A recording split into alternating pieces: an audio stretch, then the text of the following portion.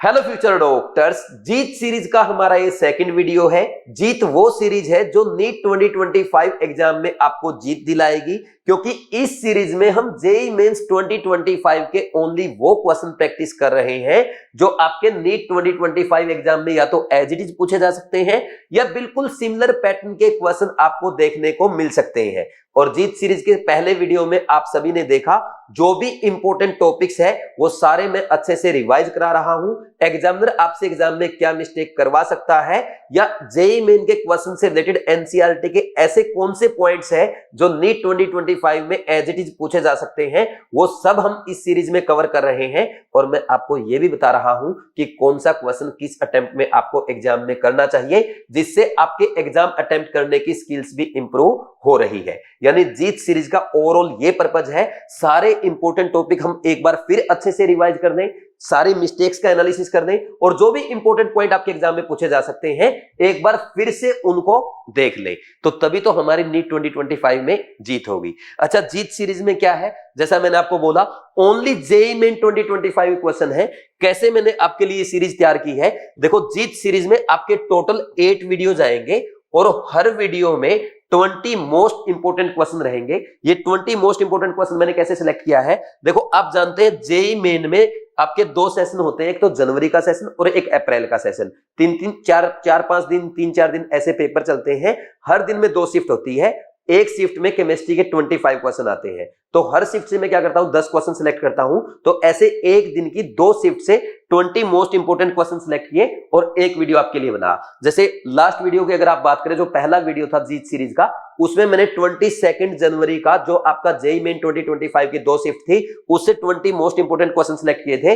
और आज के वीडियो में 23 जनवरी के 2 शिफ्ट से 20 मोस्ट इंपोर्टेंट क्वेश्चन सिलेक्ट किए हैं जो नीट एग्जाम में एज इट इज आ सकते हैं। सिमिलर पैटर्न के क्वेश्चन आपको देखने को मिल सकते हैं। ठीक वैसे ही जैसे कि आपके सीआरएम टेस्ट सीरीज में हम करते हैं। देखो सीआरएम टेस्ट सीरीज में आपके सारे वो क्वेश्चन मैं आपको प्रैक्टिस करवाता हूं जिनकी नीट 2025 में पूछे जाने की प्रोबेबिलिटी बहुत ज्यादा है। सीआरएम टेस्ट में आपके एनसीईआरटी एग्जाम तरह क्वेश्चन होते हैं, एनसीईआरटी के in text example, in text question, NCERT की थियरी से फ्रेम किए गए क्वेश्चन, इवन एनसीईआरटी एक्सरसाइज के इंपॉर्टेंट क्वेश्चन, और बाकी बचे हुए जेईई मेंस के जो प्रीवियस ईयर क्वेश्चन है, आईआईटी एडवांस के या नीट के ऐसे क्वेश्चन जो आपके नीट 2025 में रिपीट हो सकते हैं, वो सारे इसमें हम अच्छे से कवर करते हैं। सीआरएम टेस्ट में आपके टोटल 10 मेजर टेस्ट हैं, साथ में इनके वीडियो सॉल्यूशन आपको प्रोवाइड किए जाते हैं जिनमें हम मल्टीपल टाइम इफेक्टिव रिवीजन करते हैं, मिस्टेक का एनालिसिस करते हैं, सारे इंपॉर्टेंट पॉइंट अलग से नोट करते हैं। कौन सा क्वेश्चन नीट 2025 में पूछा जा सकता है वो भी मैं आपको वीडियो सॉल्यूशन के थ्रू बताता हूं। तो देखो सीआरएम टेस्ट में तो आपको ओनली क्या मिल रहे हैं, नीट लेवल के क्वेश्चंस मिल रहे हैं, और जीत सीरीज में आपके जेईई मेंस लेवल के क्वेश्चन है, यानी नीट से थोड़े से अच्छे लेवल के क्वेश्चन है। तो हमने नीट लेवल की भी प्रैक्टिस कर ली और आपकी नीट से अबो लेवल की भी प्रैक्टिस हो गई है, यानी हम फुली प्रिपेयर्ड हैं। किसी भी टाइप का एग्जाम में क्वेश्चन पूछा जाएगा हम इजीली सोल्व कर पाएंगे।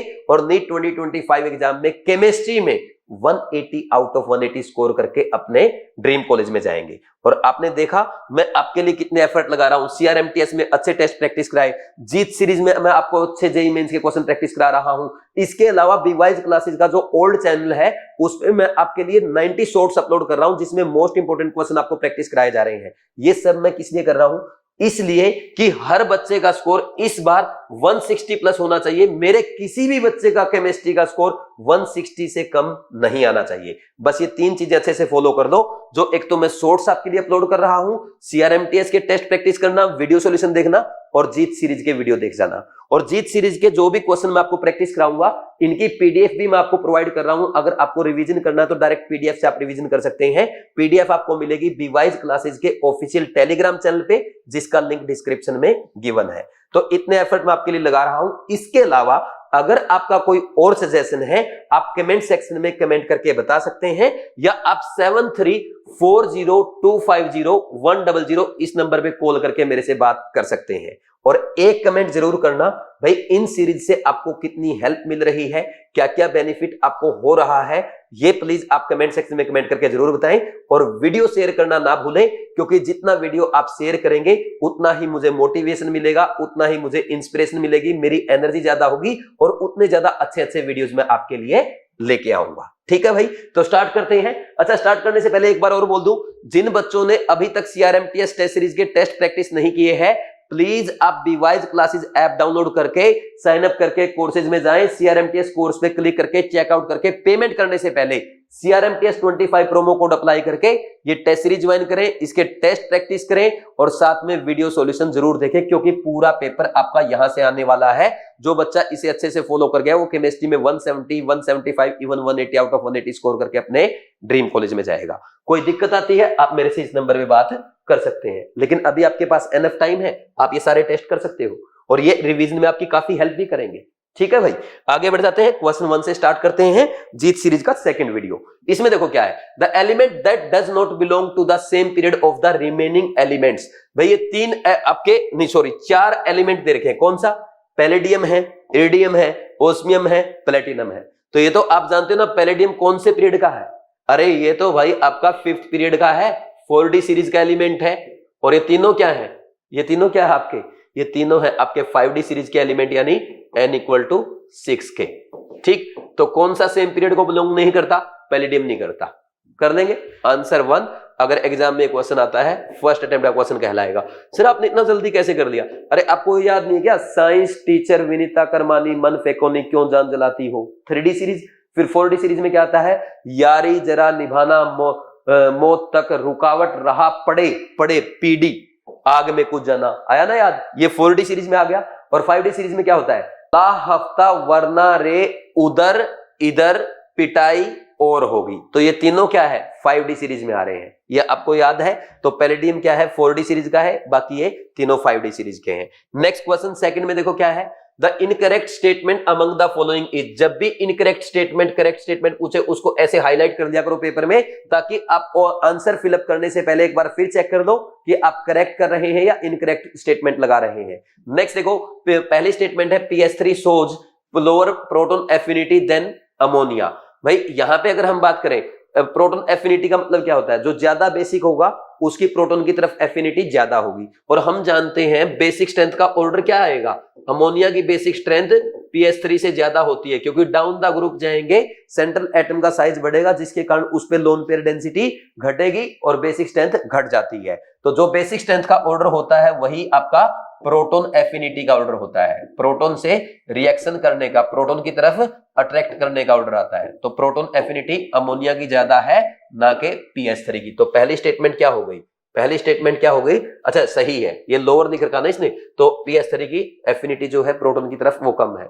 Next, PF3 exist but NF3 does not. ये भी सही है, क्योंकि PF3 तो आराम से एग्जिस्ट करेगा, ये तो 3 बॉन्ड ही बना रहा है, कोई दिक्कत नहीं है। PF5 भी एग्जिस्ट करता है, लेकिन NF5 एग्जिस्ट नहीं करेगा, क्योंकि नाइट्रोजन आपका सेकंड पीरियड का एलिमेंट है और सेकंड पीरियड के एलिमेंट मैक्सिमम 4 बॉन्ड बना सकते हैं, तो ये 5 बॉन्ड नहीं बना सकता। ये बात सही है, PF3 exist but NF3 does not.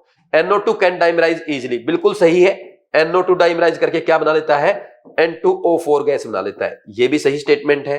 Next, SO2 can act as oxidising agent but not as reducing agent. ये रॉन्ग स्टेटमेंट है, क्योंकि देखो सल्फर की मिनिमम ऑक्सीडेशन स्टेट क्या होती है? -2। मिनिमम ऑक्सीडेशन स्टेट में कोई भी एलिमेंट किसका काम करता है? रिड्यूसिंग एजेंट का काम करेगा। और अगर मान लीजिए कोई अपनी मैक्सिमम ऑक्सीडेशन स्टेट में, जैसे सल्फर की मैक्सिमम कितनी होती है? +6 होती है, तो इसमें ये किसका काम करेगा? ऑक्सीडाइजिंग एजेंट का काम करेगा। और किसी की इंटरमीडिएट ऑक्सीडेशन स्टेट आ जाती है, इंटरमीडिएट ऑक्सीडेशन स्टेट आ जाती है, तो किसका काम कर सकता है? इंटरमीडिएट ऑक्सीडेशन स्टेट में वो reducing agent as well as oxidising agent का काम कर सकता है। तो देखो SO2 में सल्फर किस में है? +4 ऑक्सीडेशन स्टेट में है, तो ये रिड्यूसिंग एजेंट का भी काम कर सकता है और ऑक्सीडाइजिंग एजेंट का भी काम कर सकता है। तो इसने बोला कि ओनली ऑक्सीडाइजिंग का करेगा, तो ये रॉन्ग स्टेटमेंट हो गई, आंसर 4 आ जाएगा। ये भी अगर हम बात करें, हमारा फर्स्ट टाइम का क्वेश्चन है, मैंने थोड़ा सा एक्सप्लेन किया इसलिए आपको लग सकता है कि टाइम लगा, बाकी आप इसको पेपर में मैक्सिमम 30-40 सेकंड में सोल्व कर सकते थे। नेक्स्ट, इसके बाद क्या आएगा? Question number 3, CrCl3। अच्छा इसमें है ना थोड़े, इसने ना ये सही नहीं है, इसमें मैं पहले ना फॉर्मूले सही लिख देता हूं, थोड़े फॉर्मूले गलत लिखे हुए, जैसे ये वाला है, आप एक काम कर लो, इनको मैं अलग से लिख देता हूं, इसमें थोड़े करेक्शन है। एक सेकेंड, यहां पे टाइपिंग मिस्टेक है, ये आपका है CrNH3 4Cl2Cl, फर्स्ट वाला वो सही है, फिर नेक्स्ट है CrNH3 5Cl, बाहर दो क्लोराइड आयन है, और ये आपका आएगा CrNH3 थ्राइस और Cl3। अब सोल्व करो इस क्वेश्चन को। ये दे रखा है CrCl3.XNH3 can exist as a complex 0.1 molal aqueous solution of this complex shows a depression in freezing point of 0.558 degree Celsius, assuming 100% ionization of this complex and coordination number of Cr is 6, the complex will be। तो आपको ये बताना complex कौन सा। ये अच्छा question है, ठीक, important for NEET 2025, important for NEET 2025। कैसे करेंगे इस क्वेश्चन को सोल्व? देखो भाई, सबसे पहले उसने मोलरिटी दे दी 0.1 मोलल और ये डेल्टा टीएफ दे दिया। तो डेल्टा टीएफ क्या होता है आप जानते हैं, I इंटू के एफ इंटू एम होता है। डेल्टा टीएफ है आपका 0.558, I मुझे पता नहीं है, और के एफ कितना है, एक्वस सॉल्यूशन है वाटर का, कितना होता है 1.86। ये तो सबको याद ही रहता है ना, कहीं सोचो कि ये दिया नहीं तो सर क्या करेंगे, इतनी क्वेश्चन प्रैक्टिस करने के बाद सबको याद रहता है। मोलरिटी है 0.1, ठीक। तो अब इसको लिख सकते हो 0.558 is equal to I into 0.186, और इसको अगर आप काटेंगे ना ये पूरा 3 पे कट जाएगा, तो I इज इक्वल टू 3 आएगा। अब देखो इसमें 3 आयन किसमें आएंगे, इसमें टोटल 4 आयन आएंगे, तो इसका I कितना हो जाएगा 4। इसमें एक क्लोराइड आयन एक कैटायन आएगा, इसका I 2, और इसका 2 क्लोराइड आयन एक कैटायन, तो I 3, और इसका I 1, क्योंकि इसमें कोई आयन नहीं बन रहा। तो कौन सा आंसर आ गया, थर्ड आंसर आ गया। तो ये भी आपका फर्स्ट या सेकंड अटेम्प्ट का क्वेश्चन कहलाएगा, आराम से आप एग्जाम में सोल्व कर सकते हैं, ठीक। ये थर्ड हो गया। नेक्स्ट इसके बाद क्वेश्चन नंबर 4, ये बढ़िया क्वेश्चन है भाई, good question for exam, good question for NEET 2025। ये आना चाहिए, ये ऐसा क्वेश्चन आना चाहिए, है ना। देखो पहला क्या है, नेम रिएक्शन है लिस्ट 1 में, लिस्ट 2 में प्रोडक्ट क्या बनेगा उसका मैच द कॉलम करना है। सबसे पहले स्वार्ट्स रिएक्शन, स्वार्ट्स रिएक्शन में क्या होता है आप खुद बताओ। स्वार्ट्स रिएक्शन आपको याद आनी चाहिए, इसमें हम एल्काइल फ्लोराइड बनाते कि नहीं बनाते, कैसे बनाएंगे। अब यहाँ पे जैसे ना ethyl benzene, ethyl iodide, cyanobenzene, ethyl fluoride दे रखा है इसने, तो इथाइल फ्लोराइड बन जाएगा। कैसे बनेगा, C2H5Cl, यहाँ पे X ले लो, X क्या हो सकता है, Cl या Br हो सकता है। इसकी रिएक्शन अब आप किसके साथ कराएंगे, मेटल फ्लोराइड के साथ कराते हैं, जैसे AgF के साथ करवा दो, या Hg2F2 के साथ करा दो, या COF2 के साथ करा दो, ऐसे मेटल फ्लोराइड के साथ करवाते हैं। क्या बन जाएगा, ये आपका एल्काइल फ्लोराइड बन जाता है। This is known as Swarts reaction. Next second, Sandmeyer's reaction. Sandmeyer reaction में क्या होता है, जब बेंजीन डायजोनियम क्लोराइड की रिएक्शन, ये बेंजीन डायजोनियम क्लोराइड है, ठीक, इसकी रिएक्शन आप किसके साथ कराते हैं, इसकी रिएक्शन आप करवा सकते हैं Cu2Cl2HCl के साथ, तो क्लोरोबेंजीन प्लस N2 बनता है, ठीक। और यहां पे अगर आप रिएक्शन कराएंगे Cu2Br2HBr के साथ, ये बन जाएगा आपका bromobenzene plus N2 gas release होगी। और अगर इसमें CuCN KCN के साथ आप ये रिएक्शन कराएंगे, ये बन जाएगा साइनोबेंजीन प्लस N2 गैस। ये होता है आपकी सेंडमेयर रिएक्शन। ये कौन सी रिएक्शन हो गई, सेंडमेयर्स रिएक्शन हो गई। ये आपके कौन से उसमें आती है, ये आपके एल्काइल हैलाइड में भी दी गई है, पहले वाली 2 तो, और ये तीनों आपके अमाइंस वाले चैप्टर में भी है। थर्ड क्या आएगा, वुड्स फिटिंग रिएक्शन। इसमें ना जब आप वुड्स फिटिंग लिख देता हूं यहां पे, वुड्स फिटिंग रिएक्शन, जब हम अराइल हैलाइड की रिएक्शन एल्काइल हैलाइड के साथ कराते हैं इन presence of sodium dry ether, तो क्या हो जाता है, ये हो जाएगी आपकी वुड्स फिटिंग रिएक्शन, और एल्काइल बेंजीन बन जाता है, मिथाइल इथाइल कुछ भी आप यहां पे ले सकते हैं, ठीक। नेक्स्ट फोर्थ क्या आएगा, फोर्थ आपकी फिंकलस्टीन रिएक्शन। फिंकलस्टीन रिएक्शन, देखो 4 नेम रिएक्शन याद हो गई आपको इस क्वेश्चन के बहाने। इसमें क्या करते हैं आपको पता है, हम क्या बनाते हैं, एल्काइल आयोडाइड बनाते हैं। एल्काइल आयोडाइड कैसे, ये जब आप अच्छा इसने इथाइल आयोडाइड दे रखा ना, तो वही ले लो, इथाइल क्लोराइड या इथाइल ब्रोमाइड आप यहां पे ले सकते हैं। उसकी रिएक्शन कराएंगे सोडियम आयोडाइड के साथ इन प्रेजेंस ऑफ एसीटोन, तो क्या बन जाएगा यहाँ पे, इथाइल आयोडाइड बन जाता है, और साथ में NaX की पीपीटी बनती है। क्या बनता है, NaX की पीपीटी बनती है, ठीक, ये भी इंपॉर्टेंट है। NaX की जो पीपीटी बनेगी इसके कारण ये रिएक्शन क्या है भाई, सॉल्यूशन में तो रहेगा नहीं NaX, तो नीचे जाके बैठ जाएगा। तो जब किसी प्रोडक्ट की कंसंट्रेशन सॉल्यूशन में घट जाएगी, लीच-क्लियर प्रिंसिपल के अकॉर्डिंग इक्विलिब्रियम फॉरवर्ड मूव करता है, ये भी आपकी एनसीईआरटी में लिखा है। तो NaX की पीपीटी बनने के कारण ये रिएक्शन लगातार फॉरवर्ड रिएक्शन में जाती है और आपका एल्काइल आयोडाइड बनता है। अब मैच करवा लो, क्या है भाई, स्वार्ट्स रिएक्शन है। स्वार्ट्स रिएक्शन से आपने क्या बनाया, इथाइल फ्लोराइड, ए मैच कर गया 4 के साथ। सेंडमेयर रिएक्शन से आपने साइनोबेंजीन बनाया, 3 के साथ मैच करेगा। वुड्स-फिटी के साथ इथाइल बेंजीन बनाया, फर्स्ट के साथ। Finkelstein reaction ethyl iodide, second के साथ। 4 3 1 2, 4 3 1 2, आंसर इज 3। ये क्वेश्चन आपका सेकंड अटेम्प्ट में आप कर सकते हैं। फर्स्ट में भी हो जाएगा वैसे तो, है ना, फर्स्ट में भी हो जाएगा जिसको याद है, क्योंकि सबसे आसान रिएक्शन है ये, है ना। देखो भाई, जेईई मेन 2025 का जनवरी सेशन का क्वेश्चन है, नीट 2025 में एज इट इज पूछा जा सकता है। क्यों? क्योंकि देखो चारों नेम रिएक्शन है, इंपॉर्टेंट रिएक्शन है, as it is match the column आ सकता है, या इन चारों में से कोई एक रिएक्शन पूछी जा सकती है। सबसे पहले उसने दी है स्वार्ट्स रिएक्शन। स्वार्ट्स रिएक्शन में क्या करते हैं, जब भी हम एल्काइल क्लोराइड या एल्काइल ब्रोमाइड की reaction metal fluoride like AgF, Hg2, F2CO, F2 etcetera इनके साथ कराएंगे तो क्या बनता है, एल्काइल फ्लोराइड। रिएक्शन कहलाती है स्वार्ट्स रिएक्शन। नेक्स्ट है सेंडमेयर रिएक्शन। सेंडमेयर रिएक्शन में जब बेंजीन डाइजोनियम क्लोराइड की रिएक्शन Cu2Cl2 HCl के साथ कराएंगे, chlorobenzene plus N2, Cu2Br2 HBr के साथ ब्रोमोबेंजीन प्लस N2 बनता है। CuCN या KCN के साथ साइनोबेंजीन प्लस N2 बनेगा। इन तीनों रिएक्शन को कहते हैं सेंडमेयर रिएक्शन। फिर है वुड्स-फिटी रिएक्शन। देखो वुड्स रिएक्शन होती है, आप अल्काइल हैलाइड के 2 मोल लो, सोडियम ट्राई ईथर के साथ रिएक्शन कराओ, RX लिया तो RR एल्केन बन जाएगी। फिटिक रिएक्शन होती है, अराइल हैलाइड ले लो, जैसे आपने क्या ले लिया, क्लोरोबेंजीन ले लिया, उसकी सोडियम ट्राई ईथर के साथ रिएक्शन कराओ तो इसमें बाइफिनाइल बन जाएगा। और वुड्स-फिटिक होता है, 1 मोल लिया आपने अराइल हैलाइड का, 1 मोल लिया अल्काइल हैलाइड का, सोडियम ट्राई ईथर के प्रेजेंस में रिएक्शन कराओ तो क्या बन जाएगा, आपका अल्काइल बेंजीन बन जाएगा। और फिर इसके बाद फिंकलस्टीन रिएक्शन में क्या होता है, जब आप किसी अल्काइल क्लोराइड या ब्रोमाइड की रिएक्शन सोडियम आयोडाइड के साथ कराएंगे इन प्रेजेंस ऑफ एसीटोन तो क्या बन जाता है, यहाँ पे अल्काइल आयोडाइड बन जाएगा और NaX, NaCl या NaBr की पीपीटी बन जाती है। ये रिएक्शन कहलाती है आपकी फिंकलस्टीन रिएक्शन। और इसी के कारण क्या है, यहाँ पे ये जो पीपीटी बन रही है इसके कारण लीच-क्लियर प्रिंसिपल के अकॉर्डिंग रिएक्शन फॉरवर्ड डायरेक्शन में जाएगी। हो गया रिवाइज भी। तो 4 रिएक्शन है, किसी को अगर नोट करना है वीडियो पॉज करके नोट कर सकते हैं, नहीं तो मेरे साथ आगे बढ़ेंगे, क्वेश्चन नंबर 5 करेंगे। ये बहुत शानदार क्वेश्चन है। देखो ये क्वेश्चन जब पहली बार IIT एडवांस ने पूछा ना, तब तक ना बहुत सारे लोग इसको पढ़ा नहीं रहे थे और मैं ऑलरेडी करवा चुका हूं ये क्वेश्चन। ठीक, आपके नोट्स में है, आप मेरे 2021 के नोट्स चेक करेंगे ना, वहां पे भी आपको मिल जाएगा।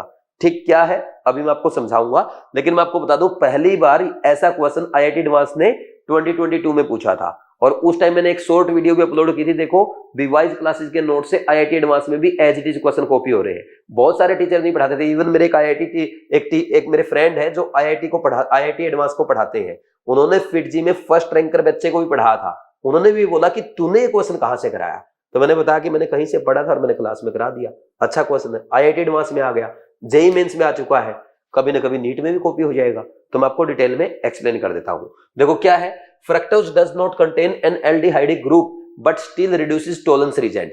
देखो होता क्या है, अगर हम फ्रक्टोज का स्ट्रक्चर बनाएंगे, फ्रक्टोज क्या होता है, यहां पे आपका एक कीटो ग्रुप आएगा, ये एक सेकेंड, हाँ ये OH, ये H और नीचे वाले 2 OH राइट साइड ऐसे आते हैं, ठीक, CH2OH।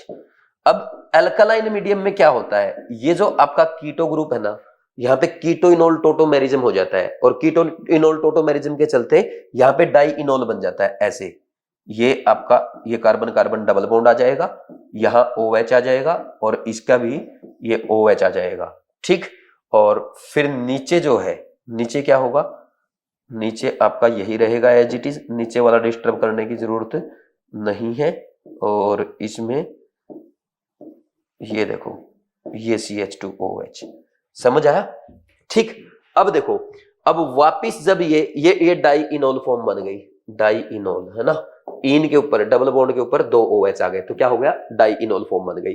अब इसमें होता क्या है, वापिस जब ये कीटो फॉर्म में जाएगा अल्कलाइन मीडियम में, तो ये पाई बॉन्ड यहां भी जा सकता है और यहां भी आ सकता है। अगर यहां आ गया तो वापिस से आपका ये डी फ्रक्टोज बन जाएगा। क्या बन जाएगा, डी फ्रक्टोज बन जाएगा। और अगर ऊपर जाता है तो ऊपर जाने में इसमें दो प्रोबेबिलिटी है, जैसे ऊपर जाएगा तो ये CHO बन जाएगा, ऊपर तो कोई डाउट है ही नहीं आपको। फिर यहां पे ये वाला जो कार्बन है, अब नीचे तो कोई दिक्कत होगी नहीं, नीचे तो कुछ भी नहीं होने वाला, ठीक, नीचे तो एज इट इज रहेगा। अब दिक्कत ये है कि ये वाला जो कार्बन है ना, इस पे OH, अब ये कार्बन प्लेनर है तो ये OH राइट भी आ सकता है और ये लेफ्ट भी आ सकता है। अगर ये OH राइट आ गया ये कहलाएगा डी ग्लूकोज, और अगर ये OH आपका लेफ्ट आ गया तो ये कहलाएगा डी मैनोज। ठीक, ये ऐसे, ये डी मैनोज बन जाएगा, ठीक है ना भाई।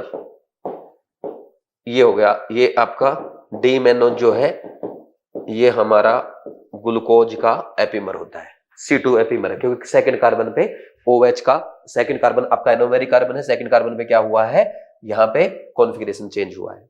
तो देखो ग्लूकोज, फ्रक्टोज और मैनोज, ये तीनों क्या है, ये तीनों इक्विलिब्रियम में होते हैं अल्कालाइन मीडियम में। अगर आप अपने नोट्स चेक करेंगे ना, जो मैंने रैंकर बैच में, रैंक बूस्टर कोर्स में आपको पढ़ाया है, वहां पे एक ऐसा स्ट्रक्चर मिलेगा आपको जिसमें मैंने बताया था कि अल्कलाइन मीडियम में तीनों किस में रहते हैं, इक्विलिब्रियम में रहते हैं। ग्लूकोज फ्रक्टोज में भी चला जाता है, कोई दिक्कत नहीं है। तो ये पूरा मैकेनिज्म होता है जो IIT एडवांस ने एक बार पूछा था। IIT एडवांस ने इतना आसान नहीं पूछा था, IIT एडवांस ने ये पूछा था कि ऐसा क्यों हो रहा है। IIT एडवांस ने बहुत अच्छा क्वेश्चन पूछा था, मैंने उसका यूट्यूब पे एक वीडियो भी अपलोड किया था।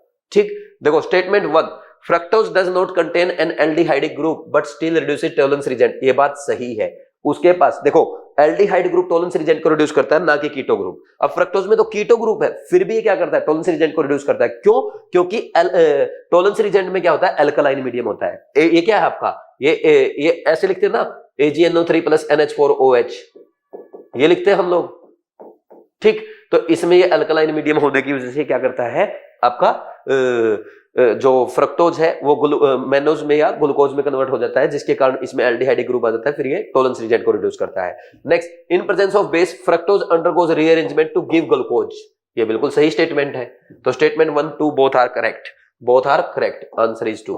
अच्छा एक बात सुनना ध्यान से, अब नई चीज क्या सीखनी है आपको, नई चीज ये सीख लो, अगर जेईई मेंस का यही क्वेश्चन कॉपी होके नीट एग्जाम में आ जाए और यहां पे स्टेटमेंट वाला क्वेश्चन देने के बजाय असर्शन रीजन एग्जामिनर दे दे, असर्शन है fructose does not contain an aldehyde group but still reduces Tollens reagent, तो बिल्कुल सही स्टेटमेंट है। और रीजन भी यही लिख दे, in the presence of base fructose undergoes rearrangement to give glucose, reason भी सही है और करेक्ट एक्सप्लेनेशन भी है। तो ये एक एक्स्ट्रा पॉइंट आपको सीखने को यहां से मिल जाता है। किसी ने अगर नहीं पढ़ा, आपकी कोचिंग में नहीं पढ़ाया गया, ये पॉइंट आप लिखना चाहते हो लिख सकते हो। हालांकि एनसीईआरटी में नहीं है बट फिर भी इंपॉर्टेंट है, क्योंकि IIT एडवांस में 2022 में आया है, जेईई मेन में 2025 में आ गया, इस साल या आगे आने वाले टाइम में आपके छोटे भाई बहनों के लिए ये नीट एग्जाम में भी आ सकता है। बहुत अच्छा क्वेश्चन है, वीडियो पॉज करके नोट कर लोगे सर। नेक्स्ट, फिर इसके बाद आगे बढ़ेंगे क्वेश्चन नंबर 6। ये वही थोड़ा सा न्यूमेरिकल वाला क्वेश्चन, न्यूमेरिकल ठीक है इसमें। देखो क्या, 2.8 × 10⁻³ mole of CO2 is left after removing 10⁻21 molecules from x milligram sample, the mass of CO2 taken initially is. एक काम करो, ये मोल दे रखे हैं, इसके भी आप मोल्स बना लो। इसके कितने मोल बनेंगे, 10⁻21 डिवाइड बाई कितना आ जाएगा, 10⁻21 डिवाइड बाई 6 × 10⁻23। तो ये क्या है, ये मोल्स रिमूव्ड आ गया। ठीक, और वो क्या थे, ये मोल्स लेफ्ट थे।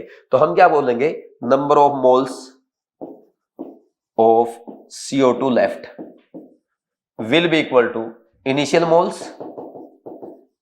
मोल्स माइनस आप लिख देंगे मोल्स रिमूव्ड। ठीक है, ऐसे ही तो करेंगे। अब वो देखो, वो इनिशियल मोल्स आपके नहीं, टोटल मोल्स लेफ्ट 2.8 × 10⁻³ इनिशियल कितने हैं, x ग्राम मिलीग्राम सैंपल दिया, x × 10⁻³ ग्राम डिवाइड बाई 44। ठीक, माइनस मोल्स रिमूव्ड कितने हैं, 10⁻21 डिवाइड बाई 6 × 10⁻23। अच्छा इसको सोल्व कर लो ना यार, इसको यही सोल्व कर लो ताकि एक स्टेप बच जाएगा लिखना यहाँ पे। इसको अगर हम लिखे, ये 10⁻² हो गया और 1/6 को लिख सकते हो आप 0.16, तो इसको 1.6 × 10⁻³ लिख सकता हूं मैं। तो इसको यहां से हटा दो, सीधा 1.6 × 10⁻³ लिख दो, एक स्टेप कम हो जाएगा, 1.6 × 10⁻³ अब इसको इधर ले आओ, इधर लाओगे तो ये बच जाएगा 1.2 × 10⁻³ is equal to x × 10⁻³ divide by 44, तो 10⁻³ से 10⁻³ कैंसिल हो जाएगा। तो x को इधर ले आओ, इसको इधर ले आओ, 1.2 को। सही कर रहा हूं ना मैं? बिल्कुल सही है। 44 मल्टीप्लाई बाई 1.2, तो 12 4 जा 48 हो गया, और 12 4 जा 48 और 5 कितना हो जाएगा? 53 हो जाएगा ना? नहीं, एक सेकंड, कुछ मिस्टेक तो नहीं की ना ये? और सॉरी, हाँ मिस्टेक कर दी भाई। इतना कैसे आएगा? ये इधर आगे ऐड होगा, ये 1.6 उसमें ऐड करना, मैंने सब्सट्रैक्ट कर दिया, तो ये जब ऐड होगा तो ये 4.4 हो जाएगा। अब सोल्व करो, 4.4 को 44 से मल्टीप्लाई करना है, तो कर दो मल्टीप्लाई। कैसे होगा? 44 गुना में 44, 4 चौके 16, 4 चौके 16 और 1 17, 4 चौके ये कितना है? 4 4 जा 16, 4 4 जा 1 16 और 1 17, 6 7 और 6 13, और 7 1 8 1 9, 193.6। तो x की वैल्यू कितनी आ गई? 193.6, और ये x मिलीग्राम में था तो मिलीग्राम में आंसर आ जाएगा। तो कितना आंसर आ रहा है? 193 है, सही है ना? 193 कहीं नहीं, 196 है। कोई छोटी मोटी कैलकुलेशन में मिस्टेक होगी यार, उसको इग्नोर करो। समझे या नहीं समझे? ठीक, आंसर इज 1। अब ये क्वेश्चन आपके थर्ड अटेम्प्ट का है, पहले अटेम्प्ट में नहीं करना। और एक खास बात बताऊंगा आपको, ये जेईई मेन 2025 का जनवरी शिफ्ट का क्वेश्चन है। ठीक, जिन बच्चों के पास रैंकर बैच का क्वेश्चन बैंक है, आप चेक करना, रैंकर बैच के क्वेश्चन बैंक में एक्सरसाइज 1 में या सेकंड में क्वेश्चन ऑलरेडी आपके दे रखा है। ऑलरेडी मैंने ये क्वेश्चन पहले दे रखा आपको, और ये एज इट इज कॉपी हुआ है आपके क्वेश्चन बैंक से। As it is JEE Main में भी क्वेश्चन आ रहे हैं। मैं बोल रहा हूं जितना मैंने करवा दिया उतना अच्छे से कर जाओ, ये मोर देन एनफ है। आईआईटी एडवांस का भी पेपर सोल्व कर आओगे आप, आपने इतना अच्छे लेवल का सीख रखा है, घबराना नहीं है, बस फॉलो करते रहो इसको। Next question number 7, the d electronic configuration of an octahedral cobalt 2+ complex having a magnetic moment of 3.95 Bohr magneton is. देखो कोबाल्ट 2+ है, ये होता है 3d7।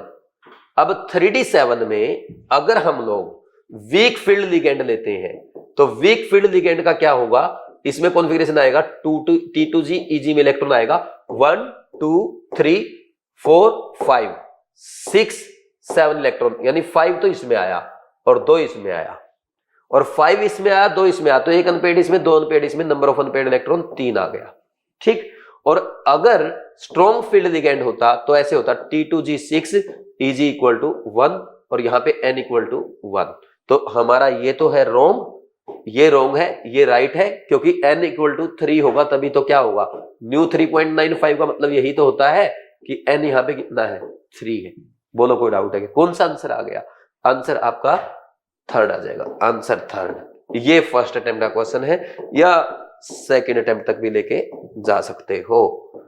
ठीक है भाई, ये अच्छा क्वेश्चन है, ये नीट में आने लायक क्वेश्चन है, नीट में आ सकता है, नीट 2025 में आ सकता है। बड़ा अच्छा क्वेश्चन है। देखो अब थोड़ा सा ना, मतलब जैसे ऐसे क्वेश्चन हमने किए होंगे, लेकिन जो लैंग्वेज का डिफरेंस है ना जेईई मेंस का और नीट का, वो तो है। तो इन क्वेश्चन से हमें ना थोड़ा सा टेस्ट भी डिफरेंट हो रहा अपने क्वेश्चंस का, है ना? अपने को समझ आ रहा है कि थोड़ा बहुत अगर अलग करेगा एग्जामिनर, हम उसको हम हैंडल कर सकते हैं।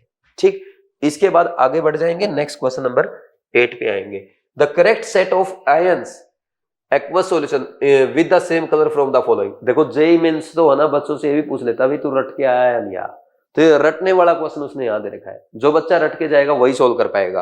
तो देखो इसमें क्या बोल रहा है कि कौन सा सेट करेक्ट है जिनका कलर सेम है। अब मैं आपको ना एक चीज सिखाता हूं, देखो सारे सुनना ध्यान से, पहले तो ये लिखो, ये क्वेश्चन जेईई मेन 2025 में आया है, और मैं कहता हूं ये क्वेश्चन एग्जामिनर को नीट 2025 एग्जाम में भी जरूर पूछना चाहिए। ठीक, नीट 2025 में आ सकता है। ठीक, अगर नीट 2025 एग्जाम में क्वेश्चन आ गया ना, बहुत सारे बच्चे इस क्वेश्चन को देखते ही छोड़ देंगे। क्यों छोड़ देंगे? क्योंकि पूछा यह है कि इनमें से किस सेट में सभी आयंस का कलर सेम है। तो बच्चे देखेंगे अरे तो डी ब्लॉक की जो टेबल थी वहां से क्वेश्चन पूछ लिया, अब मैं इसको सोल्व नहीं कर सकता। कर सकते हो आप सोल्व। कैसे कर सकते हो? अगर ध्यान से आप इसको देखेंगे ना, आप यहां पे देखो, ये Zn2+ है, कलरलेस होता है। यहां पे टाइटेनियम +4 है, इसमें भी कोई इलेक्ट्रॉन नहीं है, ये भी कलरलेस है। स्कैंडियम 3+ है, कलरलेस है। ये तीनों कलरलेस है। यहाँ पे V3+, Fe3+, V+4, Mn2+, titanium 3+, chromium 2+, इनका कुछ ना कुछ तो कलर आएगा। तो कलरलेस और कलर वाला सेम कैसे हो सकता है? तो कलर सेम नहीं हुआ इन तीन ऑप्शन में, आंसर क्या आ गया? Answer is first. ये हमारा फर्स्ट अटेम्प्ट का क्वेश्चन कहलाएगा। समझ आया कि नहीं आया? ये ट्रिक सीखना भी जरूरी है। मैं अगेन रिपीट कर देता हूं, देखो जेईई मेन 2025 में आया है तो नीट 2025 में भी आ सकता है। और अगर आ गया ना, बहुत सारे बच्चे इस क्वेश्चन को छोड़ के आएंगे। क्यों छोड़ के आएंगे? क्योंकि वो देखेंगे भाई इसमें पूछा कि कौन से सेट का कौन से आयंस के सेट का सबका कलर सेम है, तो बोले कलर तो हमें डी ब्लॉक के याद ही नहीं, टेबल हम पढ़ के ही नहीं आए, एनसीईआरटी हमने पढ़ा नहीं है। लेकिन स्मार्टली आप इस क्वेश्चन को कर सकते हैं, क्योंकि इसमें देखो सेकंड, थर्ड और फोर्थ ऑप्शन में जिंक 2+, टाइटेनियम +4 और स्कैंडियम 3+ दिए हैं। ये तीनों तो कलरलेस हो गए, तो इनसे इनका कलर मैच कैसे करेगा बाकी दो आयन से? और अगर ये तीन ऑप्शन नहीं आ सकते तो फर्स्ट आंसर आ गया, ऐसे करना है। फिर भी मैं आपको बता देता हूं, V2+ जो होता है इसका वॉयलेट कलर होता है, और यहां पे V3+ भी दिया है, इसका ग्रीन कलर रहता है, और आपका V+4 भी दिया है थर्ड ऑप्शन में, इसका ब्लू कलर रहता है। ठीक, ये तीन हो गए। फिर नेक्स्ट देखो, क्रोमियम 3+ जो है उसका भी ग्रीन कलर, उसका भी वॉयलेट कलर होता है, और Mn3+ का भी वॉयलेट कलर होता है। और इसके अलावा आपका और कौन सा है? Fe3+ येलो रहता है, Fe3+ येलो होता है। Mn2+ ये हमारा पिंक होता है। और अगर हम बात करें टाइटेनियम 3+ की, ये आपका पर्पल, एंड क्रोमियम 2+ ये आपका ब्लू होता है। कोई बच्चा अगर ये कलर नोट करना चाहता है कर लो, कलर का क्वेश्चन अगर आया इन कलर से बाहर नहीं आएगा, ये ध्यान रखना है। एक और याद कर लो, कोबाल्ट 3+, कॉपर 2+, वो भी ब्लू कलर के होते हैं। ठीक, कर लेंगे भाई। और निकल 2+ ग्रीन कलर का होता है। ठीक, लिख लो जिसको लिखना है। अब आगे बढ़ जाए नेक्स्ट। इसके बाद क्या आएगा? ये वाला क्वेश्चन, ये अच्छा क्वेश्चन है, ये भी अच्छा question, NEET 20 important for NEET 2025। क्या करना है इस क्वेश्चन में? समझना ध्यान से, आसान क्वेश्चन है। ठीक, कैसे करेंगे? देखो, ये आपका बेंजीन के मिथाइल लगा और यहां पे NO2 ग्रुप लगा, इसकी रिएक्शन कराई गई Br2Fe के साथ। आप जानते हैं Br+ का इलेक्ट्रोफिलिक सब्स्टिट्यूशन होगा, कहां होगा? अकॉर्डिंग टू +M+H या +I ग्रुप के अकॉर्डिंग करेंगे, क्योंकि तो -M है, तो इसके अकॉर्डिंग इसकी ये ऑर्थो पोजीशन, ये ऑर्थो पोजीशन और ये पैरा पोजीशन। तो यहां पे तो स्टेरिक हिंड्रेंस ज्यादा हो जाएगी, इधर भी ज्यादा हो जाएगी, और तो हम इसको कहां पे लगा देंगे? जो CH3 के बगल वाला ऑर्थो ग्रुप है वहां लगाएंगे। तो सर आपने राइट वाले भी क्यों लगाया? क्योंकि बीच में यहां स्टेरिक हिंड्रेंस ज्यादा हो जाएगी। ठीक, फिर इसके बाद SnHCl ये क्या करेगा? ये नाइट्रो ग्रुप को रिड्यूस कर देगा। किस में रिड्यूस करेगा? एनिलीन में रिड्यूस कर देगा। ठीक, ये देखो ये रिड्यूस हो गया, यहां पे क्या बोल देंगे, सॉरी ये तो NH2 आया ना यहां तो, और ये Br।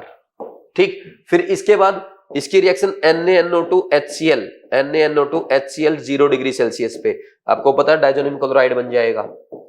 ये CH3, ये Br, और यहाँ पे N2+Cl-। अब इसकी रिएक्शन H3PO2 वाटर के साथ, H3PO2 वाटर क्या करेगा? इसको रिड्यूस कर देगा और खुद ऑक्सीडाइज हो जाएगा। किस में रिड्यूस कर देगा? यहां पे H आ जाएगा, यानी ये बेंजीन बन जाएगा। ठीक, वहां पे बेंजीन डाइजोनियम क्लोराइड में ये N2Cl हट के यहाँ पे H रिड्यूस हो जाता है, बेंजीन डाइजोनियम क्लोराइड सीधा, चाहे H3PO2 के साथ रिएक्शन कराओ या H3 या इथेनॉल के साथ कराओ। इथेनॉल के साथ आपने लास्ट वीडियो में देखा था, इथेनॉल खुद ऑक्सीडाइज हो जाता है एसिड एल्डिहाइड में, और यहाँ पे H3PO2 ऑक्सीडाइज हो जाता है H3PO3 में। ये भी पूछ सकता है कि ये +1 से कौन सी ऑक्सीडेशन स्टेट में जा रहा है? +3 में। ये भी आपके एग्जाम में आ सकता है, ये भी ध्यान रखना। ये खुद ऑक्सीडाइज हो रहा है H3PO2 किस में? H3PO3 में हो जाएगा। तो +1 से फास्फोरस किस में गया? +3 में गया, और बेंजीन डाइजोनियम क्लोराइड को रिड्यूस कर दिया। अब ये पूछा, ये जो प्रोडक्ट बना है दिस इज ए का मास पूछा आपसे, ये क्या है? ये आपका ए है, ए का मोलर मास पूछ रहा है। मोलर मास कितना होगा भाई? C7 7 कार्बन है, और 3 4 5 6 7 हाइड्रोजन है और ब्रोमीन है। तो मास देखो 12 7 जा प्लस 1 × 7 और ब्रोमीन का 80 रहता है, तो ये हो गया 12 7 जा 84 और 7 91 प्लस 80 इज इक्वल टू 171 ग्राम पर मोल। ठीक, तो 171 ग्राम पर मोल आंसर आ जाएगा। तो ये आपका न्यूमेरिकल वो क्या बोलते हैं उसको, आता ना इंटीजर टाइप क्वेश्चन, वो है जेईई मेन का। अब कल इसी क्वेश्चन के अगर ऑप्शन बना दिए तो नीट का क्वेश्चन हो जाएगा MCQ। ठीक, आंसर आ गया इसका। 171 और ये हमारा थर्ड अटेम्प्ट का क्वेश्चन था भाई, अच्छे लेवल का क्वेश्चन है क्योंकि पहले रिएक्शन लिखनी है और फिर मास सोल्व करना, तो सेकंड से थर्ड अटेम्प्ट तो मिनिमम जाना ही जाना है इसका। ठीक, अच्छा क्वेश्चन है, नीट 2025 में आ सकता है क्योंकि जेईई मेन में आ चुका है। तो इसमें क्यों आ सकता है मैं इसलिए बोल रहा हूं क्योंकि ये वाला जो आपका कंपाउंड है ना रिएक्टेंट, ये आपके एनसीईआरटी में भी है। तो जब इसकी रिएक्शन Br2Fe के साथ कराएंगे, Br plus as an electrophile आएगा, कहां आएगा भाई, वो इसके रिस्पेक्ट में आएगा, ये प्लस एम ग्रुप है ना ऑर्थो पैरा डायरेक्टर, यहां पे आ सकता है पैरा पे और यहाँ पे, तो इस पोजीशन पे तो आएगा नहीं, क्यों, स्टेरिक हिंड्रेंस हो जाएगी। और इस पे भी नहीं आएगा क्योंकि यहाँ पे भी NO2 ग्रुप बड़ा स्टेरिक हिंड्रेंस भी होगी और ये स्ट्रॉन्ग -M और -I ग्रुप भी है, तो यहाँ पे Br आया। फिर उसके बाद SnHCl के साथ आप रिड्यूस कर देंगे NO2 को, किसमें, NH2 में, फिर NaNO2HCl के साथ यहाँ पे बेंजीन डाइजोनियम क्लोराइड बन जाएगा। फिर H3PO2 के साथ इसकी रिएक्शन करा दो, यहाँ पे बेंजीन डाइजोनियम क्लोराइड रिड्यूस हो जाएगा बेंजीन में, तो ये बन गया आपका 2-ब्रोमोटोलिन। तो 2-ब्रोमोटोलिन का आपको मोलर मास बताना था, कितना आ गया, 171 ग्राम पर मोल। ये क्वेश्चन है। Next question number 10, the standard enthalpy and standard entropy of decomposition of N2O4 NO2 are, ये वैल्यू दे रखी दोनों की, the standard free energy change for this reaction is, भाई delta G naught is equal to क्या होता है, delta H naught minus T delta S naught. अब यहाँ पे आपको ये वैल्यू दे रखी है, कितना, 55 किलो जूल, तो 55,000 जूल हो गई। टेम्परेचर कितना, 298 और डेल्टा S नोट कितना है, 175। अब इस क्वेश्चन को सोल्व करना पड़ेगा आपको। देखो कुछ बच्चे इस क्वेश्चन को सोल्व करते टाइम है ना पूरी कैलकुलेशन करते हैं, मैं इसको पता कैसे करूंगा, 300 - 2 लिख लूंगा 298 को, है ना, कैलकुलेशन सीख लो। 298 इंटू 175 है, तो इसको लिखो 298 को 300 - 2 मल्टीप्लाई बाई 175। अब ये आराम से सोल्व हो जाएगा, 00 3 5 जा 15 3 7 जा 21 22 और 3 1 जा 3 और 2 5 माइनस इसको 2 से गुना कर दो, कितना आ जाएगा, ये आ जाएगा आपका 350। अब ये आंसर कर दो 0 5 और 5 में से 3 गया 2 और नहीं सॉरी 5 में से 3 नहीं 4 में से 3 गया 1 52, ये आ गया। तो यहां पे लिख दो 55,000 माइनस 52,150 0 5 9 में से 1 गया 8 और 4 में से 2 गया 2, इतना जूल पर मोल आ जाएगा। ठीक, सिर्फ कैलकुलेशन थी।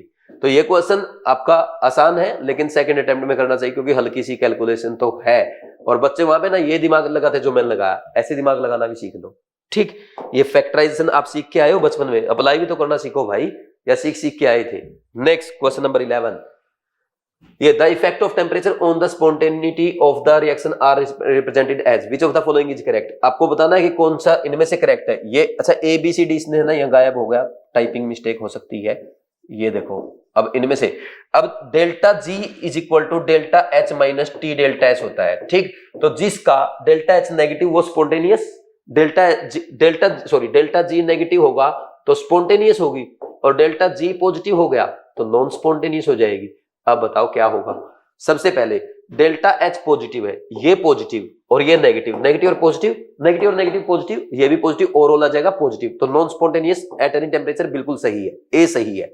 अब ये बोल रहा है पॉजिटिव, ये पॉजिटिव हो जाए और ये भी पॉजिटिव हो जाए, तो अब अगर टेम्परेचर कम रखा, टेम्परेचर अगर कम रखा तो ये वैल्यू कम हो जाएगी, तो ये बड़ा पॉजिटिव मान लीजिए +5 और ये माइनस कर रहे हो इसमें से +3 आप, तो पॉजिटिव आया कि नहीं आया, तो नॉन स्पॉन्टेनियस होगी लो टेम्परेचर पे, तो लो टेम्परेचर पे इसने लिख दिया स्पॉन्टेनियस, ये रॉन्ग है।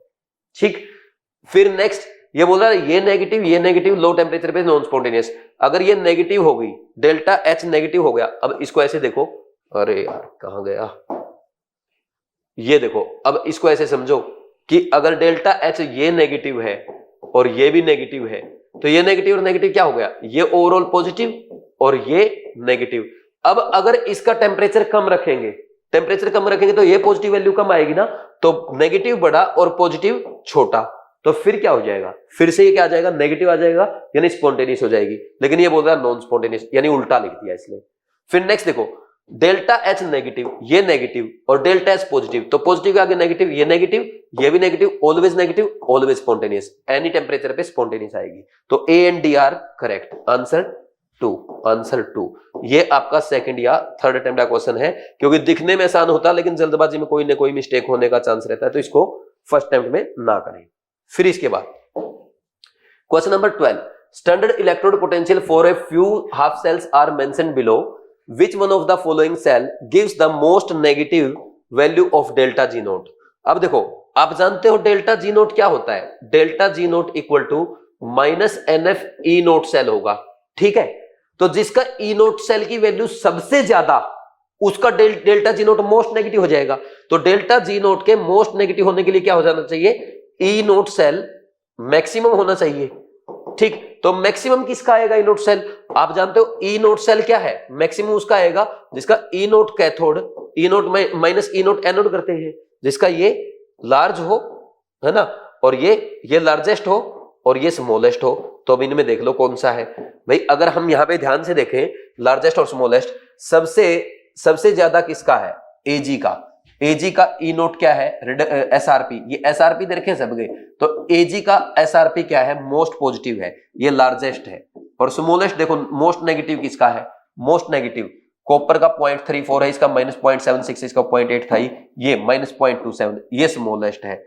तो यहाँ पे आप देखो, अगर डेल्टा ई नोट सेल करेंगे इसका, तो सबसे ज्यादा यही आएगा 0.80, ये एजी प्लस और किसका, एजी। यहाँ पे कौन सा सेल बना रहे हैं हम लोग, एक सेकेंड यार, ये कौन सा सेल बना रहे हैं हम लोग,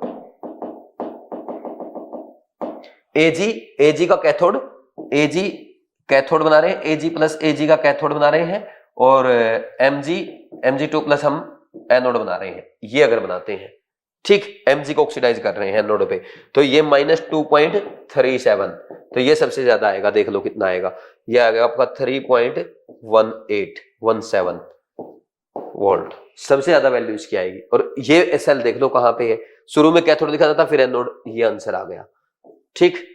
कोई डाउट नहीं है। डेल्टा जी नोट पूछा है आपको ना, वो मोलरिटी वगैरह देखने की जरूरत भी नहीं, क्योंकि सिर्फ डेल्टा जी नोट की वैल्यू बात की गई है। और वैसे भी सबकी ना कंसंट्रेशन 1 दे रखा है, 1 अगर दे रखा है तो जो आता ना E cell equal to E naught cell minus 0.059 upon n log concentration of anode upon cathode, तो वहां पे 1 अगर कंसंट्रेशन सबकी रहेगी तो log 1 0 हो जाएगा। वैसे भी अगर डेल्टा जी भी पूछता ना, तब भी इसी से क्वेश्चन हो जाता है, क्योंकि कंसंट्रेशन सबकी यूनिटी दे रखी है। यूनिटी होते ही क्या बन गया, वो आपका एक टाइप से स्टैंडर्ड सेल बन जाता है, स्टैंडर्ड इलेक्ट्रोड बन जाता है, ठीक।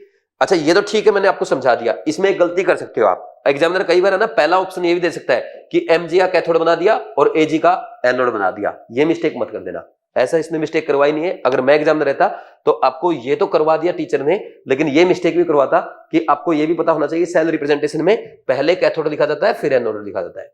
ये मिस्टेक भी एग्जामिनर करा सकता है चाहे तो, ठीक। आंसर इज थर्ड, और ये क्वेश्चन बनेगा आपका सेकंड या थर्ड अटेम्प्ट का, ठीक है ना। अच्छा क्वेश्चन है, टाइम टेकिंग, लेकिन हमने ऑप्शन देखे बिना क्वेश्चन सोल्व किया है, हमने वहां से सिलेक्ट किया डेटा से। समझ आया कैसे किया। नेक्स्ट देखो, या दोबारा बताऊं। अच्छा क्वेश्चन है, क्योंकि जेईई मेन 2025 में आ चुका है, तो नीट 2025 में आ सकता है। एक बार फिर से समझ लो, यहाँ पे ना आपको हाफ सेल दे रखे हैं, स्टैंडर्ड इलेक्ट्रोड पोटेंशियल दे रखा है, और ये बोल रहा है कि इनमें से कौन से कपल का, जो नीचे 4 ऑप्शन दिए गए, कौन से कपल का most negative delta G naught आएगा। तो एक बात बताओ, delta G naught equal to क्या होता है, -NF ई नोट सेल। तो जिसका ई नोट सेल ज्यादा होगा ना, उसी का डेल्टा जी नोट क्या आएगा, मोस्ट नेगेटिव आएगा। तो ई नोट सेल सबसे ज्यादा किसका होगा, हम जानते हैं E naught cell equal to E naught cathode minus anode. तो जिसके ई नोट कैथोड का ज्यादा पॉजिटिव और ई नोट एनोड ज्यादा नेगेटिव, तो उसका ई नोट सेल सबसे ज्यादा आएगा, यानी उसका delta G naught most negative आएगा। तो हमने टेबल में देखा ई नोट जो है वो एजी का सबसे ज्यादा है +0.8, और Mg2 प्लस का सबसे कम है -2.37। तो जब इस यहाँ पे आप कैथोड बनाएंगे Ag का और Mg का एनोड बनाएंगे, तो इनका ई नोट सेल की वैल्यू सबसे ज्यादा आएगी, जिसके कारण इनका ई सेल का delta G naught most negative हो जाएगा। तो ऐसा कौन से ऑप्शन में है, थर्ड ऑप्शन में है, कर सकते हैं आराम से। Next question number 13, the alpha helix and beta pleated sheet structure of a protein are associated with. भाई किस किससे एसोसिएट होते हैं, प्राइमरी, सेकेंडरी, टर्सरी, क्वाटरनरी, कौन से स्ट्रक्चर से। अरे बायो के बच्चे हो, सब जानते हैं सेकेंडरी स्ट्रक्चर, आंसर 3, और ये हमारा फर्स्ट अटेम्प्ट का क्वेश्चन था, ठीक है भाई। नेक्स्ट आएगा आपका question number 14, when a non volatile solute is added to the solvent, the vapor pressure of the solvent decreases by 10 mm of Hg. The mole fraction of the solute in the solution is 0.2. What would be the mole fraction of the solvent if the decrease in vapor pressure is 20 mm of Hg? Good question for NEET 2025. ऐसा question नहीं आया अभी तक NEET 2025 में। इसमें एक mistake होने के चांस है, मैं भी आपको बताऊंगा क्या मिस्टेक हो सकती है। देखो, नॉन वोलेटाइल सॉल्यूट ऐड किया गया तो vapour pressure of the solvent decrease by 10 mm of Hg, ये डेल्टा पी दे दिया उसने, ठीक। और बोल रहा है mole fraction of the solute in the solution कितना है 0.2, ये मोल फ्रैक्शन ऑफ सॉल्यूट दे दिया। हम जानते हैं delta P upon P naught is equal to क्या होता है, ये मोल फ्रैक्शन ऑफ सॉल्यूट यही तो होता है, ठीक, relative lowering in vapour pressure. तो ये दे रखा 10 बाई पी नॉट, हमें नहीं पता कितना, ये दे दिया 0.2। कोई डाउट है? नेक्स्ट बोल रहा है इस what would be the mole fraction of solvent if the decrease in vapour pressure is 20 mm of Hg। अगर डेल्टा पी, ये फिर इसने डेल्टा पी दे रखा है, अगर डेल्टा पी 20 हो जाए तो हम क्या लिखेंगे, इज इक्वल टू यहां पे एक्स बी, मुझे नहीं पता क्या है, ठीक। तो अब इस इक्वेशन को डिवाइड कर दो, पी नोट से तो पी नोट कैंसिल हो गया, 10 by 20 is equal to 0.2 divide by x. तो एक्स बी कितना आ जाएगा इस केस में 0.4 आ जाएगा। लेकिन ये किसका है, सोल्यूट का है। आपसे पूछा किसका है, सोलवेंट का। किस किसने आंसर इसका डायरेक्ट सेकंड लगाया था, सोल्यूट का नहीं पूछा, सोलवेंट का पूछा है। तो सोलवेंट का कितना आएगा 1 minus 0.4 that is equal to 0.6, ये पूछा आपसे। ये मिस्टेक एग्जाम में आपको नहीं करनी है, तो इसलिए अच्छा क्वेश्चन हो गया इस पॉइंट की वजह से, वैसे इजी क्वेश्चन था, ठीक।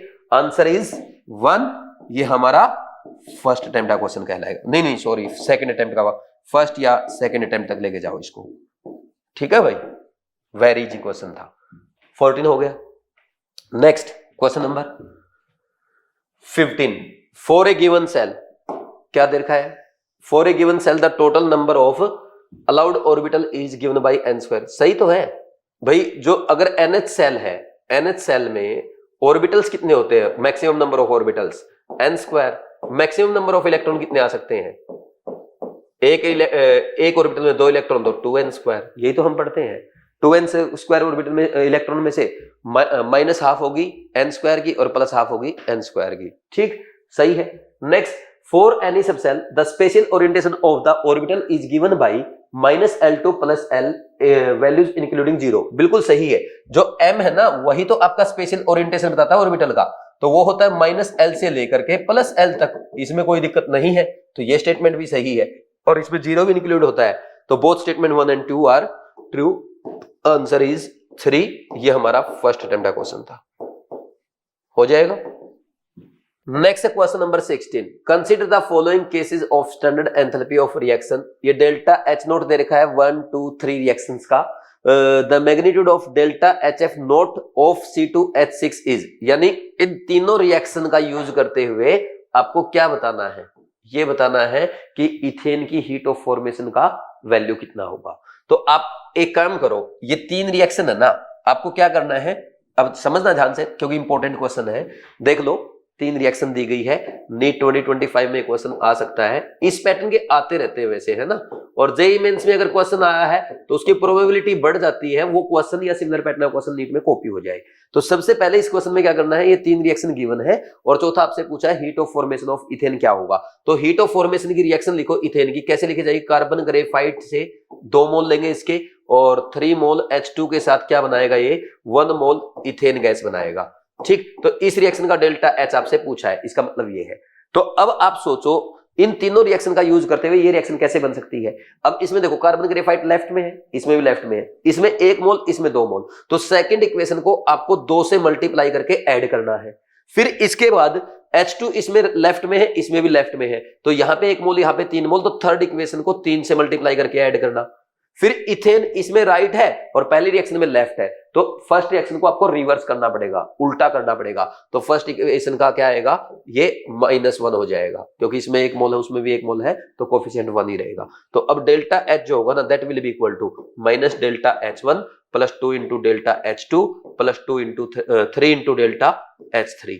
तो अब वैल्यूज पुट कर दो, आंसर आ जाएगा -1550 प्लस 2 इंटू -39.3, ये कितना है 5 प्लस 3 इंटू -286, और यहां पे क्या हो जाएगा, ये माइनस माइनस प्लस हो जाएगा, तो ये प्लस का 1550 हो गया, प्लस ये कितना होगा 2 पंजा 10, 2 3 6 एक 7 और 2 में 18 और 2 3 6 एक 7, ये 787, माइनस का ये भी माइनस का होगा, 3 6 जा 18, 3 8 जा 24 और 1 25, 3 2 जा 6 और 2 8, अब जोड़ लो, अब जोड़ो इनको, कैसे करोगे?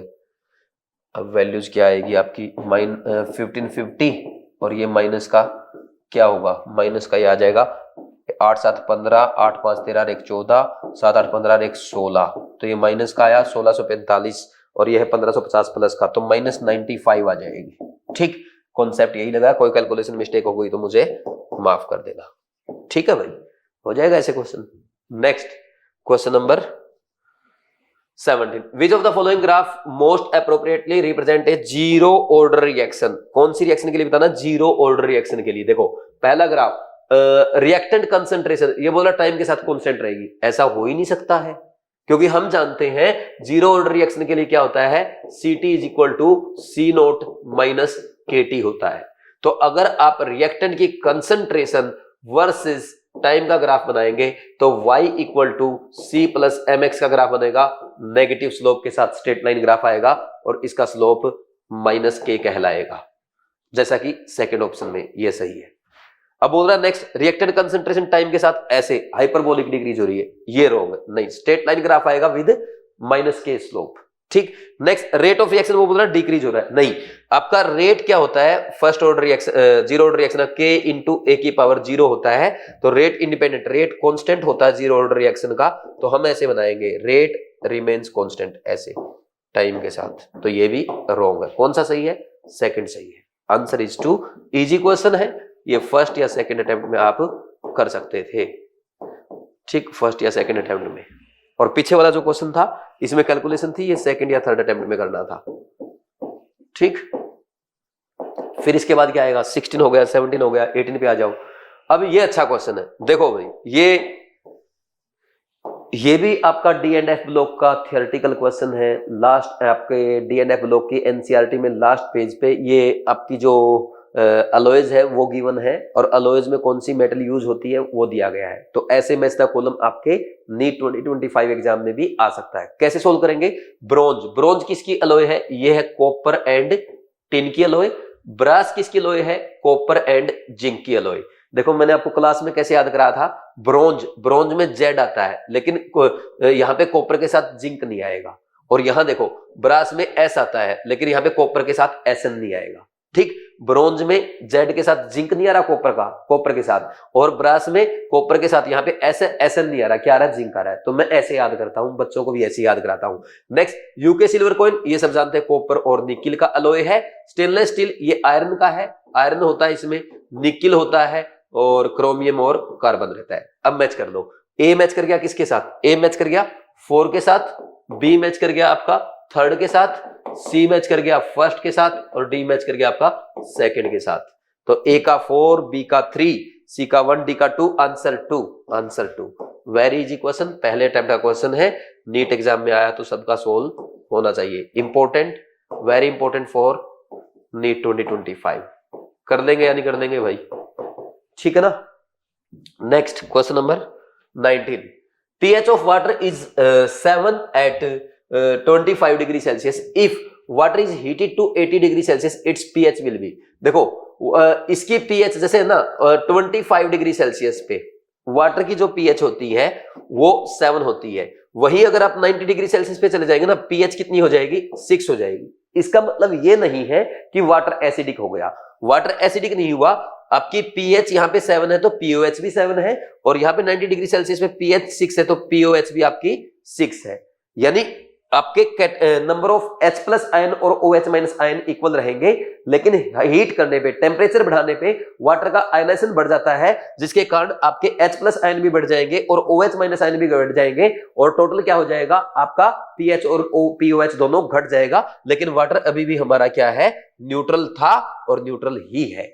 तो जब आप 25 डिग्री से कितना भी टेम्परेचर बढ़ाओगे, टेम्परेचर बढ़ाने से वाटर का आयनाइजेशन बढ़ता है। एज टेम्परेचर इंक्रीज, तो क्या बोलेंगे? Ionisation, ionisation increases, ionisation increase होगा तो H प्लस भी इंक्रीज होंगे और OH माइनस आयन भी इंक्रीज होंगे, जिसके कारण pH भी डिक्रीज होगा और pOH भी डिक्रीज होगा, यानी pH स्केल ही चेंज हो जाएगा आपका। अब 0 से 12 तक का हो गया, पहले 25 डिग्री सेल्सियस में 0 से 14 का था। ठीक, तो अब बताओ, तो pH will decrease, answer is 1, answer is 1, अब बाकी पढ़ दो। रिमेन सेम, सेम तो नहीं होगी। H प्लस का ion concentration increases, OH ion concentration decreases, ये रॉन्ग है, ये भी रॉन्ग था। और pH इंक्रीज, ये तो रॉन्ग है ही। आंसर फर्स्ट अटेम्प्ट का क्वेश्चन है, आपके आयनिक इक्विलिब्रियम में मैंने ये करवा रखा है। आज का लास्ट क्वेश्चन, आपके जीत सीरीज के सेकंड वीडियो का लास्ट क्वेश्चन। इसमें देखो क्या पूछा है, consider the following reaction. K2Cr2 की KOH के साथ हीट किया, A बन गया। K2Cr2 को KOH के साथ अगर हीट करेंगे क्या बनता है, K2CrO4 बनता है, ठीक। और K2CrO4 को अगर एसिडिक मीडियम में लेके जाएंगे तो क्या बना देगा, ये बना देगा K2Cr2O7 प्लस K2SO4। तो ये आपका A था और ये आपका B है। तो पूछा उसने A and B are respectively K2CrO4 and K2Cr2 answer is third. ये भी हमारा फर्स्ट अटेम्प्ट का क्वेश्चन है, अगर आपने एक बार डी ब्लॉक की एनसीईआरटी पढ़ा है, ठीक। तो मैंने कोशिश की है विद इन 50-55 मिनट आपको सारे क्वेश्चन कराए जाए, 1 घंटे से कम में 20 क्वेश्चन प्रैक्टिस कराया जाए। हालांकि बहुत मुश्किल हो जाता है क्योंकि जेईई मेंस के क्वेश्चन है, कई बार फिजिकल केमिस्ट्री के क्वेश्चन टाइम टेकिंग हो जाते हैं। आपने देखा ऑर्गेनिक केमिस्ट्री के क्वेश्चन में भी पूरा प्रोडक्ट बनाने के बाद वो आपसे मोलर मास पूछ लेता है, तो थोड़े से लेंथी जरूर रहते हैं जेईई मेंस के क्वेश्चन। लेकिन मेरी कोशिश यही रहती है भाई मैक्सिमम 1 घंटे में तो कराया जाए, क्योंकि इतना टाइम तो लगेगा। जब हम CRMTS के टेस्ट के सॉल्यूशन करते हैं 15-15 क्वेश्चन में 1 घंटा लग जाता है। या तो हमारी कोशिश ये हो रही कि 20 क्वेश्चन को 1 घंटे में कवर किया जाए। तो प्लीज आप इन वीडियो सॉल्यूशन को जरूर देखते रहे। कहीं पे आपका कोई सजेशन है, कोई आपका डाउट है, वो आप कमेंट सेक्शन में कमेंट करके पूछ सकते हैं, या 7340250100 इस नंबर पे कॉल करके बात करें। लेकिन एक बात का ध्यान रखना है, कुछ बच्चे ऐसे करने लग जाते हैं, सर ने बोला जीत सीरीज है, पक्का जीत दिलाएगी, तो ये 20 के 20 क्वेश्चन लिखना, फिर इनके एक्सप्लेनेशन लिखना, ऐसा नहीं करना है, ठीक। आपको सिर्फ इन क्वेश्चन के एक्सप्लेनेशन देखने हैं, खुद सोल्व करके देखना है, ठीक। और अगर कोई डाउट आता है तो इनकी PDF आप टेलीग्राम चैनल से डाउनलोड कर देना, लिंक डिस्क्रिप्शन में मिल जाएगा, ठीक। तो PDF से एक बार रीड कर सकते हो। ऐसा नहीं कि सारे क्वेश्चन आप लिखोगे अपनी कॉपी में और फिर इनको लिख लिख के रिवाइज करोगे, ऐसा टाइम वेस्ट नहीं करना है, ठीक। मैंने आपको क्वेश्चन सोल्व करा दिया, आपने सोल्व कर लिया, जो इंपॉर्टेंट पॉइंट बताया, मिस्टेक आपकी बताई, वो आपने नोट कर ली, बस इतना काफी है। हर वीडियो के साथ मुश्किल से 4-5-6 लाइन लिख लो, ज्यादा से ज्यादा 1 पेज लिख लो, इससे ज्यादा लिखने की जरूरत नहीं है, कहीं 10-10 पेज लिख रहे हो, भर रहे हो, है ना, ऐसा टाइम वेस्ट नहीं करना है, ठीक। बाकी आपका CRMTS से अच्छे रिवीजन हो ही रहा है। जीत में तो मैं आपको ना थोड़े अच्छे लेवल के क्वेश्चन करा रहा हूं, मतलब हम बियॉन्ड नीट पढ़ाई कर रहे हैं, क्योंकि मैंने बोला ना हर बच्चे का 160 प्लस कराना, तो मैं किसी न किसी तरह से आपका रिवीजन पे रिवीजन, चाहे आपका CRMTS टेस्ट सीरीज के थ्रू हो, चाहे आपका जीत सीरीज के थ्रू हो, या इससे पहले मैंने आपके केयर टेस्ट के वीडियो सॉल्यूशन अपलोड किए थे उसके थ्रू हो, या आपके जो इंपॉर्टेंट क्वेश्चन है 90 शॉर्ट्स में आपके लिए अपलोड कर रहा हूं बीवाइज क्लासेस के ओल्ड चैनल पे, उनके थ्रू हो। मेरी कोशिश ये है कि हर बच्चे का 160 प्लस आना चाहिए, और जब आप ये सब करके जाएंगे पूरा पेपर आपका देखा हुआ आएगा, और जब पेपर देखा हुआ आएगा तो हर बच्चा 160 प्लस कराएगा। लोगों का सपना होता है हमारा बच्चा, हमारा स्टूडेंट कोचिंग का 160 प्लस करे केमिस्ट्री में। मेरा तो सपना ये है कि हर बच्चा 160 प्लस करे और 180 वालों की तो लाइन लग जाए, ठीक। तो ये आपके लिए है भाई। तो जिन्होंने अभी तक CRMTS टेस्ट सीरीज नहीं की, मैं आपसे एक रिक्वेस्ट जरूर करूंगा, CRMTS जरूर कर लेना, क्योंकि ये आपके लिए सबसे ज्यादा इंपॉर्टेंट है, क्योंकि इसमें आपके नीट पैटर्न क्वेश्चन है और सारे वो क्वेश्चन सेलेक्ट किए गए हैं जो नीट एग्जाम में एज इट इज पूछे जा सकते हैं। जीत में थोड़े अच्छे लेवल के क्वेश्चन है और 90 शॉर्ट्स में आपके अच्छे क्वेश्चन हो ही रहे हैं, ठीक। तो अच्छे से फॉलो करते रहो। जैसा भी आपका फीडबैक है, जो भी आपका सजेशन है, प्लीज कमेंट सेक्शन में कमेंट करके जरूर बताया करो, ठीक है भाई। Thank you very much. आगे की वीडियो के लिए रेडी रहना, आगे मैं आपके लिए और अच्छे वीडियो लाऊंगा। आपको ये वीडियो पसंद आता है, वीडियो को शेयर करो, चैनल को सब्सक्राइब करके बेल आइकन प्रेस कर दो ताकि आपका एक भी वीडियो मिस ना हो। Thank you very much, all the best.